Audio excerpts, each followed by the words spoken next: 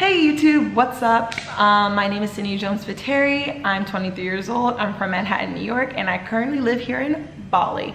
So as promised in the last video, I told you guys that I would make a Rapture Surf Camp Bali review video. Currently, I'm not at Rapture Surf Camp. I was there for 3 weeks at the Padang location. Right now, I'm kind of like in between surf camps. So the next surf camp that I'll be staying at is Kima Surf here in Canggu. I'm gonna go ahead and get into the review. So I'm gonna be talking about multiple different points about Rapture, like the pros, the cons, things I think that they can improve on. The first thing I want to talk about is the accommodation.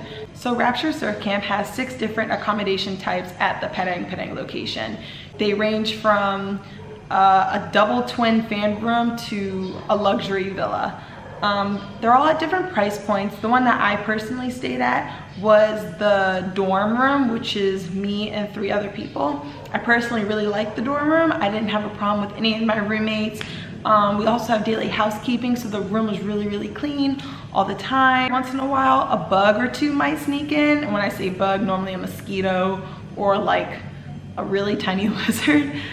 Just because the roommates might leave the door open. I didn't have a problem with any of my roommates. I thought all my roommates were great, but the only thing about living in a dorm room is that people are constantly in and out. Some people are there for a week, some people are there for 2 or 3 days. So the turnover rate of roommates is kind of high, especially when you're living there for 3 weeks, but I really enjoyed it. The only weird incident that I had with, I guess, one of my roommates at the camp was him literally running to the wall.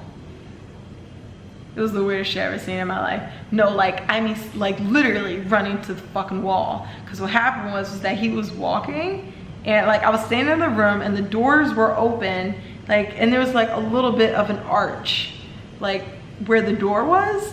His tall, goofy ass is gonna leap, run into the door, and he ran into it so fucking hard that he started bleeding and he needed 5 stitches. Next thing I want to talk about is the food. Breakfast is unlimited. You can order as much as you want. However, if you don't finish your food, you have to pay for it. Lunch is not included, but they have about 5 different options for lunch. Normally, I never ate the lunch at the camp because since the location was so good, I just went out for a walk and would just eat at a local restaurant, and there were a lot of great local restaurants nearby. For dinner, there was only one option for dinner, and you only found out what that option was an hour before dinner. So it might not be something you might like. If you don't want to eat the food, no problem. You just let the chef know and you can just go elsewhere for dinner. Also, Saturdays and Sundays does not include dinner. Saturdays is I think Saturdays is barbecue night at the Cliff Camp, which is the sister camp. And on Sundays, there's pizza night. I thought the food at barbecue and pizza night were pretty good, but I kind of got tired of it after the 2nd week, just because, I was there for 3 weeks. Also, another thing about the food, they'll also pass around ice creams and stuff and say oh, hey guys, who wants ice cream? The ice cream is not included in your bill, and I had to find that out the hard way. The ice cream was about 35,000, which is kind of expensive in Bali, because normally if you go to the convenience store, it's 10,000 for ice cream. So keep that in mind. The ice cream is not free. Rapture runs on a tab system. So whenever you order a beer, whenever you order lunch, whenever you want water, you're on a tab system, so you don't pay it by cash, and you pay your entire tab at the end of your stay. So make sure you have enough cash to pay your tab, because Rapture only accepts cash at the camp. They don't have any type of form of credit card or card payment once you get there. Next thing I want to talk about is the location. So the Padang camp, again, where I stayed, you're near all of the great surf spots like Thomas Beach, Padang, Uluwatu, Impossible, and Dreamland. There's a lot of great restaurants. There's a little bit of shopping, not too much, and it's normally surf shops like Rip Curl, Billabong, and little local surf shops and whatnot. There's also a sidewalk on the side of the road, so you can walk to any of these spots, which is normally within like 10 to 20 minutes if you don't mind walking. You can also rent a scooter. Rapture allows a scooter rental for I think €5 a day, which isn't really that bad. But at the cliff location, the cliff is completely isolated from everything. Always leave a half hour earlier than the petting camp. Restaurants nearby, there's no bars or anything like that nearby. Also at the petting camp, you're also near a lot of great bars as well. There's a little bit of a nightlife. A lot of the surfers go to Single Fin on Wednesdays and Sunday nights. On Friday nights, it's Uluwatu Cliff House.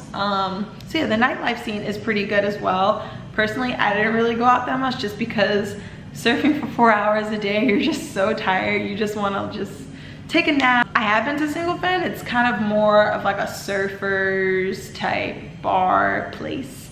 But Uluwatu Cliff is a little bit bougier, which is what I kind of personally like because, you know, I'm from New York. But it's still pretty nice, and they have 2-for-1s on Friday. Next thing I want to talk about is the surf. So Rapture divides 2 groups. So you have the intermediates and you have the beginners. Beginners surf quote unquote beginner type waves, and I'm going to get into that in a second. And the intermediates, they surf more hollow, more bigger waves than the beginners. Intermediates normally surf spots like Uluwatu, Impossibles. The beginners, we normally go to like Dreamland, Padang Padang. Where else do we go? Thomas Beach, depending on what the weather conditions are like, because Mother Nature is always changing. Here's the thing with the beginners. So when I say beginners, I personally feel like that it's beginners at certain levels. So you have beginners who have never surfed before, and you have beginners who know how to surf but prefer to surf waves that aren't as advanced, to say the least. Personally, I feel like Rapture should divide their beginner group by people who have never surfed before versus people who have surfed before. But this gets into the next thing. You can do either lessons at Rapture or you can do guiding. Guiding is where you have a guide and he tells you about, you know, where you should position yourself, where how the waves are breaking, what the current is like.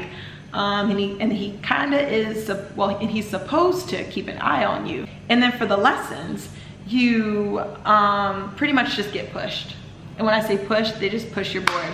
I booked 2 weeks worth of lessons thinking that I would become more of an advanced surfer and more of an established surfer, but I didn't think the lessons were worth it at all.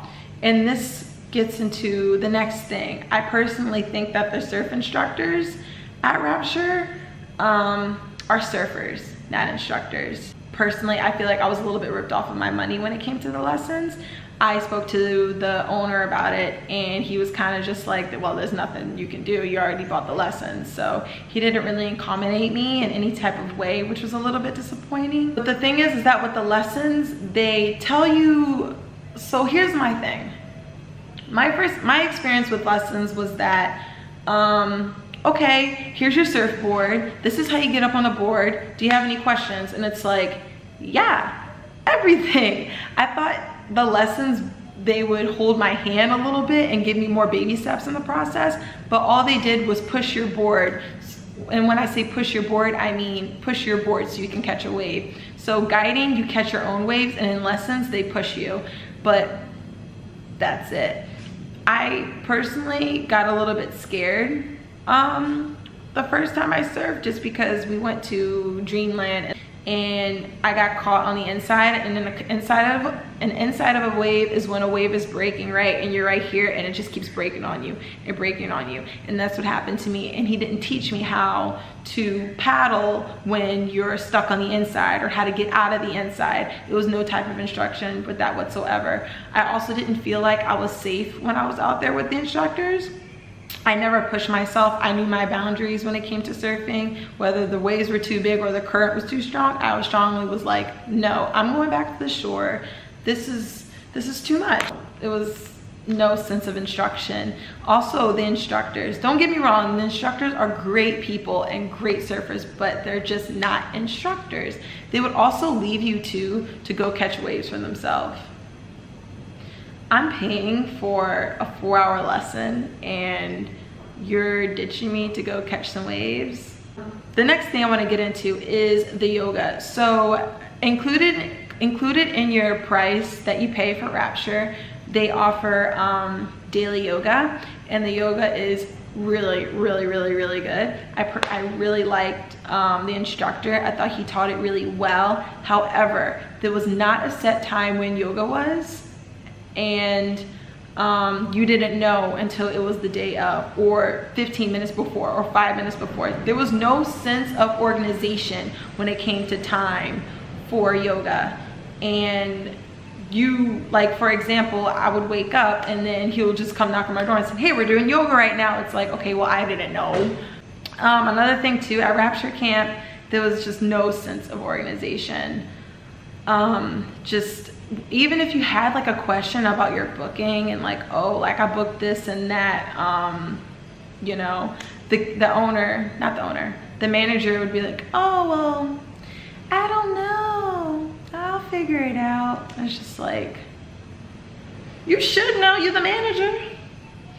You should be on top of it. One day we planned on going surfing. They told us the night before that we were gonna go out at 6:30 in the morning. All of us got up, got ready. We're all ready to go at 6:30 in the morning, and there's no sight of the manager, no sight of the instructors, and we all ended up waiting an hour and a half for somebody to wake up and say, oh, I forgot. Yeah, 6:30. And it's like, where's the organization? Another thing I want to get into is the bookings. So word of advice, do not, and I mean do not, book any extras online. And when I say extras, I mean surf lessons, massages, board insurance, board rental. Don't buy any of that online because it's not refundable and you might not use all of that. And I learned that out the hard way. For example, online I bought like 4 massages, but I only ended up using 2 of them. And you don't get a refund if you don't use it all.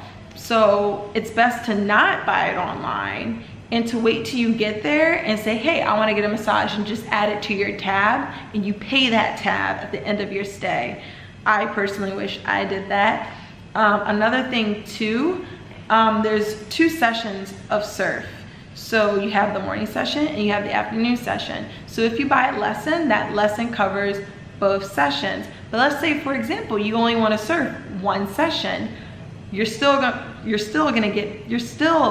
paying for that full session, meaning that if you don't surf that second session or that first session, you only did 1 of them, you still have to pay the full price of the lesson, and you can't use that session for another day or anything. Also, another thing too that kind of pissed me off was that one day I signed up for a lesson and I got to the beach and I didn't end up surfing at all or getting in the water because I wasn't feeling well. And I got back to the camp and I asked the manager saying, hey, I didn't surf, I wasn't feeling well. Is it okay if, you know, I can use this lesson for tomorrow? He said, no, you can't do that.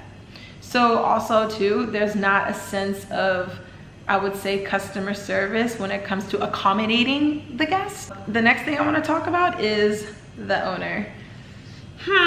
Beware of the owner, because he's not necessarily the warmest person and the most approachable as well.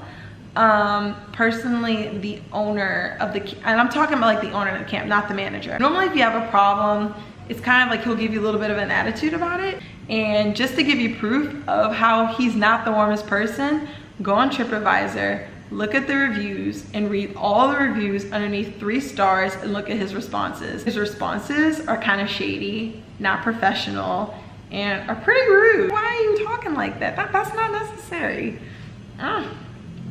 Okay. Next, the people at Rapture Camp. The people, honestly, is what made my stay at the camp so amazing, so cherishable, and completely unforgettable. You meet people from all walks of life. It's extremely diverse. People are from all over the world, and that's amazing. and you know, you meet people who are in between jobs, people who just quit their job, people who just graduated college. Normally the age range at the camp is from 24 to 30. There are some people older than that and a little bit of people who are younger than that, but it's cool because everyone just gets along. It kind of felt like a family, to be honest with you. Like we would all eat dinner together. Sometimes the camp would try to organize a night where everyone's going to single fin and we go as like a camp and it's fun. But yeah, the people there were just absolutely great and just so amazing. I met really cool people. That's what made the stay for me just so great. My advice, if you stay at Rapture Camp, specifically in Bali, just because I don't know what the other camps are like all over the world, because I know they have a camp in Costa Rica, another one in Portugal, but personally my advice, don't stay at the camp if you don't know how to surf. It's not the type of camp that you go to if you're an absolute beginner, because you will not progress as a surfer. You will not learn appropriately just because there is no instruction. Even though you're paying so much money for these lessons, you're paying what, it's like $40 a lesson. You're paying $40 for a 4-hour lesson, and the only thing you get out of it is him pushing you so you can catch a wave and hopefully stand up. It's really not worth it. It's a great camp to go to if you already know how to surf, because they do take you to some really great spots. I mean, the south of Bali has a lot of world-class breaks and beautiful beaches, and it's great for people who already know how to surf. But personally, I think it's not a great place to learn. Another thing too about staying in Bali and Padang, all of the beaches are reef or semi-break. Semi-break is a mixture of rock, sand, and seaweed. You have to be careful too how you fall off your board. Never head first, never feet first. Always fall flat like a pancake. I've hurt in my elbow so bad. The reef, boom, on my elbow. That shit hurt. Normally, people learn how to surf on beach breaks where you're close to the shore and you catch the white waters and it's all sand on the bottom. But there aren't any beaches like that here. Me personally, I feel like through YouTube is what's been helping me, I guess, kind of learn how to surf. I did every night try to go on YouTube to look at how I improve on my surfing, and I would go out the next day and try to take what I use from YouTube. Anyway, thank you so much for watching this review. I know it's a little bit lengthy. I know I went on a little bit of a tangent when I came to some of the parts that I wasn't so happy about the camp, but I did enjoy my stay. I would stay again when I'm more of an established surfer. But yeah, thank you so much for watching. I am gonna be doing a review at Kima Surf Camp. I will join them on Tuesday and we'll stay there for a week, so hopefully that will be great as well. I'm also gonna be staying at Mondo Surf and Lifestyle Village as well in July. So a lot more surf camps coming up and I can't wait, and I hope I can improve my skills on surfing.